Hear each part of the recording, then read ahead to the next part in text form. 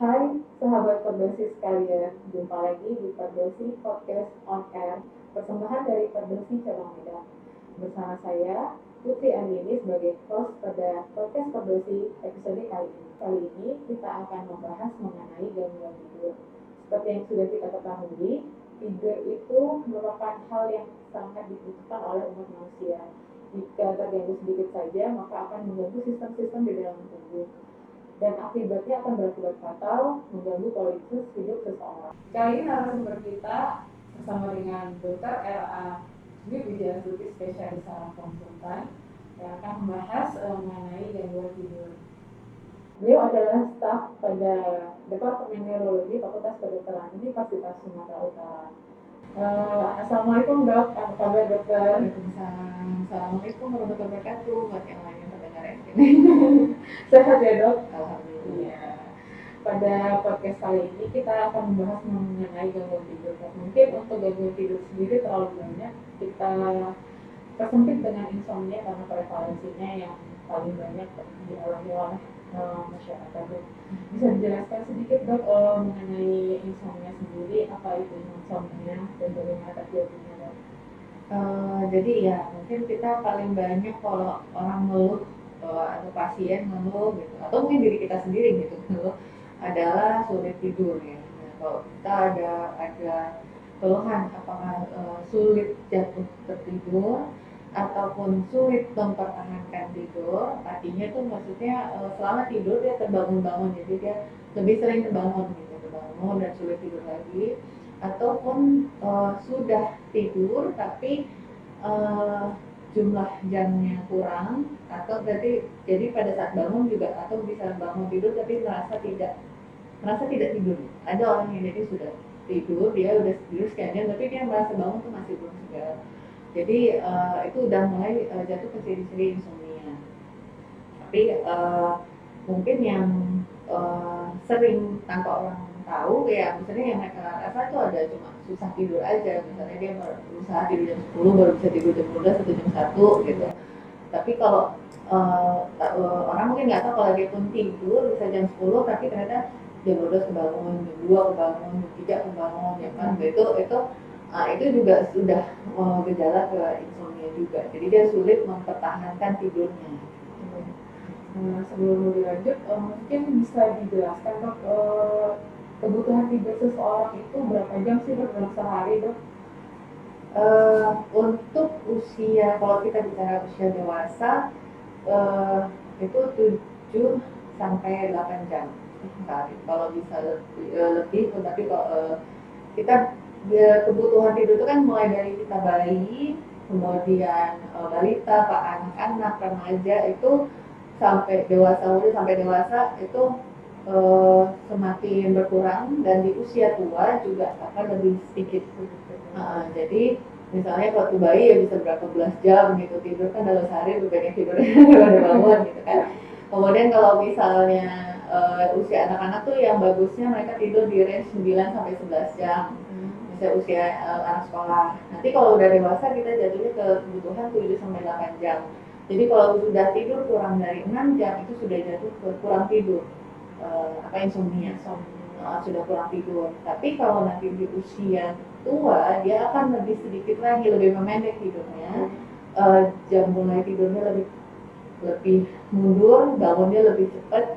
Jadi mungkin sekitar 5-6 jam atau kurang dari 7 jam itu sudah cukup sebetulnya untuk usia tua. Tapi mungkin pada lansia jadi merasa kok nggak bisa tidur, padahal sebetulnya memang sudah tidur. Iya, untuk kebutuhannya pada saat di umur segitu sudah cukup, tapi itu mungkin mengganggu lah karena dia lihat semua orang tidur kok dia nggak tidur gitu. Jadi kalau normalnya sih kita untuk usia dewasa ya 7-8 jam yang Berarti harus tersehat ya, sehat. Iya, dan itu tidur malam ya. Jadi masuk tidur siang. Dan masuk tidur sama ya. Ya kembali ke insomnia lagi, penyebabnya tuh kira-kira yang mengakibatkan seseorang itu menjadi insomnia dok? Banyak sih, banyak jadi kalau yang paling sering misalnya yang pertama itu adalah biasanya stres psikis ya. Jadi yang insomnia akut kita bisa bilang. Jadi memang dia kurang dari 1 bulan atau mungkin seminggu dia hanya sekali 1 atau 2 hari tiba-tiba misalnya dia mungkin saat lagi cemas atau depresi atau stres berat gitu. Jadi itu insomnia akut. Kemudian kalau misalnya si stresor atau penyebab cemasnya sudah lewat, mungkin dia sudah bisa kembali ke normal. Tapi kalau misalnya masalah tidurnya berkelanjutan, artinya sampai lebih dari sebulan, benar-benar tuh sudah mulai jatuh ke insomnia kronis. Nah, kalau penyebab juga banyak. Selain itu stres psikis, bisa juga ada penyakit bawaan, mungkin komorbidnya apakah dia berderita darah tinggi atau diabetes, obesitas, gitu kan. Kemudian, tapi juga sering kalau di penanganan tidur bahkan hanya ke kebiasaan tidur itu yang kebiasaan sebelum tidur atau kebiasaan kita gaya hidup yang justru mempengaruhi si tidur kita tanpa kita sadari. Salah satunya adalah gadget.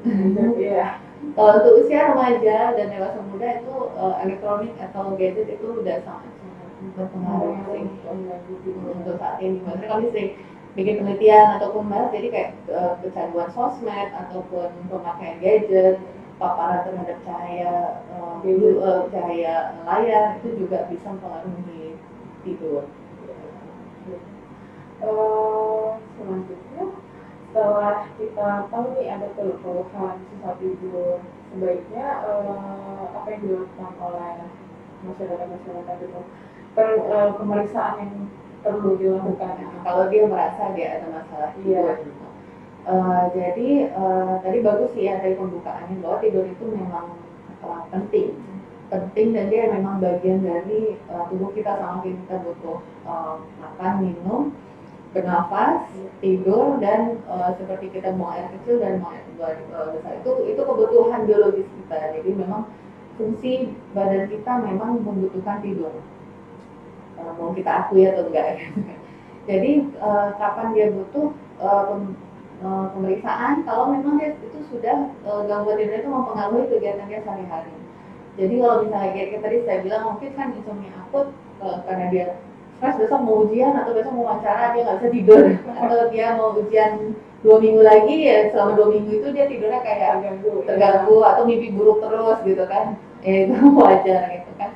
Jadi tapi kalau gitu udah lewat ya ini. Tapi kalau misalnya gangguan tidur ini sudah sampai mengganggu ke aktivitas, seperti misalnya dia jadi ngantukan, setiap dia rapat dia tertidur, atau dia habis makan langsung mau geletak gitu, atau lagi nyetir lampu merah tiba-tiba tidur, itu kan artinya dia sudah sangat kurang tidur malamnya gitu. Atau dia tiba-tiba mengalami kenaikan berat badan secara signifikan, atau ada penyakit-penyakit lain yang mengganggu lah, jadi pekerjaannya, produktivitasnya terganggu, artinya dia sudah butuh bantuan.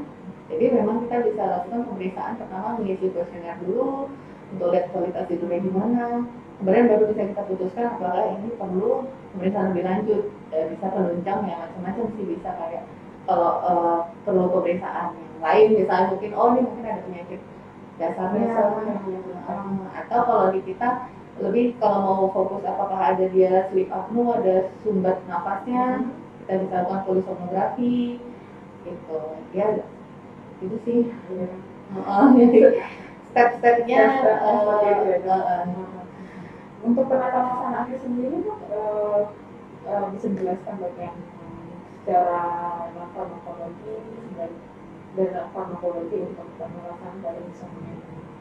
Kalau untuk insomnia dia pertama yaitu kita mesti tahu dulu penyebabnya apakah dia memang dia sudah sleep hygiene-nya atau apa kita bilangnya gaya tidur bersih, gaya sleep hygiene kita mau bahasa Indonesia kan, sleep hygiene-nya itu sudah terpenuhi atau belum, atau kalau artinya dia sudah meremangkan lampu, kemudian tidak ada ribut atau suara-suara, mungkin tidak makan besar sebelum tidur, atau tidak melakukan olahraga berat sebelum tidur, kemudian tidak bekerja, tidak inilah apa sih namanya, Jadi kita mau bilang aktivitas tidur tuh betul-betul tempat tidur tuh betul-betul untuk tidur dan hubungan intim. Tapi di luar itu kadang-kadang mungkin kita ya makan piringnya dibawa ke tempat tidur, ya laptop semua dibawa ke tempat tidur, gitu kan. Mau nonton drakor ya di tempat tidur, gitu kan. Betul. Jadi coba kegiatan-kegiatan semua itu di luar kamar, jadi gitu masuk kamar memang dia untuk aku istirahat gitu, untuk saya istirahat itu sih salah satu farmakologis ya, memang kita selalu mau apapun penyebab gangguan tidurnya itu harus itu dipenuhi dulu. Kemudian kalau dia sudah punya insomnia kronis ini lebih susahnya ini karena dia merasa setiap dia melihat tempat tidur atau dia berniat tidur dia sudah berpikir saya pasti nggak bisa tidur. Nah itu yang perlu dirubah mindset, jadi seperti cognitive behavior terapi. Jadi dia merubah cara berpikirnya bahwa memang dia akan bisa tidur dengan bantuan ini. Jadi kadang kayak misalnya aduh saya besok mesti ngerjain ini A B C D gitu, pasti nggak bisa tidur yang malam ini. Itu aja sudah bisa membuat dia tidak tidur tuh. Jadi kemudian nanti kan baru kita itu untuk sleep hygiene atau cognitive behavior therapy. Tapi memang pertama sih pastikan dulu dia penyebabnya apa. Jangan dia selama tidur supaya memang ada gangguan selama tidur gitu. Jadi bukan kayak sekedar susah tidur aja atau dia bisa tidur 6 jam 7 jam misalnya, tapi rupanya selama tidur dia sleep apnea atau kakinya gerak-gerak terus gitu, ada namanya restless leg syndrome. Jadi ternyata kualitas tidurnya itu nggak bagus walaupun dia sudah tidur 6-7 jam lah namanya gitu, tapi ternyata sepanjang tidur tuh dia kualitas tidurnya nggak bagus. Jadi gelombang tidurnya nggak mencapai fase resting gitu. Jadi itu dia itulah memang harus diketahui dulu penyebabnya. Obat-obatan kalau obat-obatan tergantung lagi balik ke penyebabnya. Kalau obat-obatan ada golongan yang memang untuk insomnia itu biasa adalah golongan benzodiazepin. Kemudian ada juga yang non benzodiazepin. Ada kita lebih milih misalnya untuk memang di akut atau memang untuk kecemasan, atau itu mungkin lebih cocok ke benzodiazepin. Tapi itu untuk sementara kan dia nggak mungkin juga diberikan terus-terusan. Atau mungkin bukan akut tapi dia ada masalah mempertahankan tidurnya, bisa dikasih golongan non benzodiazepin. Kemudian ada juga kalau untuk orang tua itu biasanya mungkin masalah circadian rhythmnya sudah terganggu atau dia orang tua memang melatoninnya sudah turun, terkadang-kadang perlu suplementasi melatonin. Jadi balik lagi sih kasusnya memang orang berbeda ya. Jadi sebenarnya kita nggak pengennya supaya nggak terlalu gampang kita ngasih obat. Nggak bisa tidur, kasih. Biasanya paling sering kasih golongan benzodiazepin gitu. Kasih ini aja gitu. Jadi yang mana pasiennya nggak tertangani masalah utamanya, jadi dia balik-balik itu lagi. Mungkin banyak ya dok ini pasien-pasien tanya, dok ada nggak makanan yang saya harus hindari supaya tidak mengganggu diri saya gitu? Menghindari makanan, sebetulnya menghindari makan besar. Jadi kalau bisa makan besar sebelum tidur tuh kalau bisa jangan sampai kurang dari 3 jam gitu. Jadi 3 jam sebelumnya tuh terakhir makan besar lah gitu. Jadi kalau mau makan malam kita rencana tidur jam 10, berarti kita selesai makan malam jam 7 mungkin. Jadi tidak terlalu dekat dengan jam tidur. Kemudian tidak mengkonsumsi kafein juga mendekati jam tidur. Jadi kalau bisa 3 jam ataupun bahkan 6 jam sebelum tidur jangan sampai ada minum kafein. Kafein itu kan macamnya ada kopi, teh, minuman soda, gitu, minuman inilah apa sih yang kemasan gitu, atau tinggi gula, gitu. Kalau makanan khusus, tapi kayaknya nggak ada sih. Paling itu, sebenarnya lebih ke pola, bukan kita bilang nggak boleh minum kafein, tapi kalau minum kafeinnya jauh-jauh dari jam tidur gitu. Jadi bukan ada makanan tertentu yang dilarang, tapi jamnya aja sih polanya. Terakhir bisa closing statement dari dokter secara keseluruhan mengenai insomnia ini. Mungkin bagaimana pencegahannya supaya masyarakat tahu ya,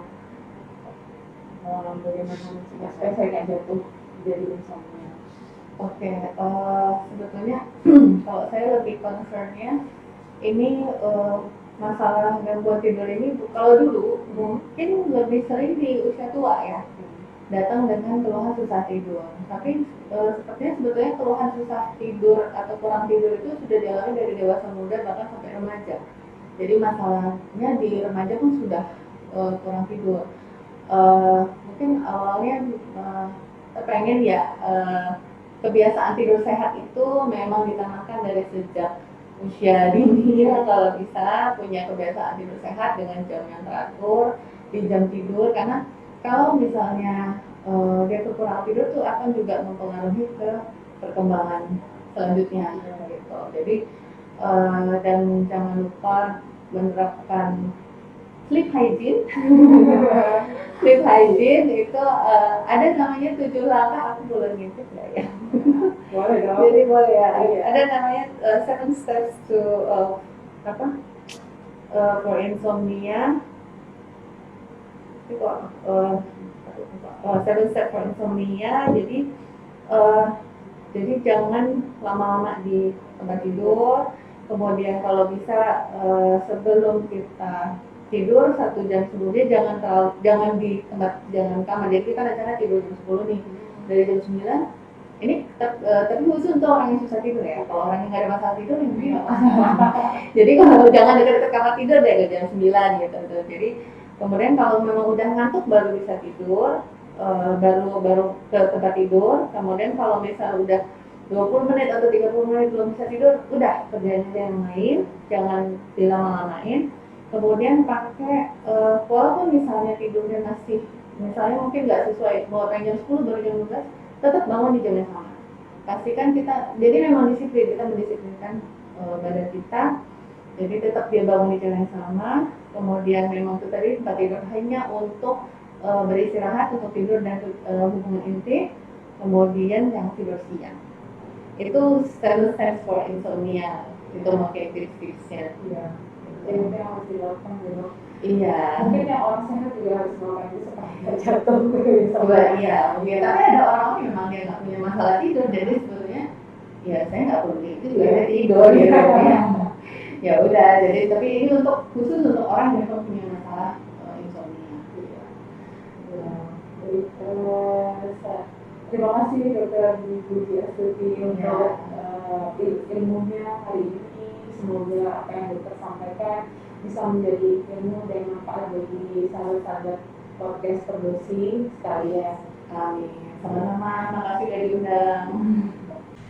Baik sahabat Perdosi, jika kamu suka dengan video podcast kali ini, kamu bisa tekan like, komen, dan subscribe pada kanal YouTube Perdosi Medan. Dan jangan lupa tekan notifikasi lonceng agar kamu mendapatkan informasi-informasi terbaru mengenai video podcast dari Perdosi Medan. Akhir kata saya ucapkan terima kasih kepada sahabat Perdosi sekalian, dan jangan lupa tetap patuhi protokol kesehatan 5M. Assalamualaikum warahmatullahi wabarakatuh. Saksikan podcast episode berikutnya.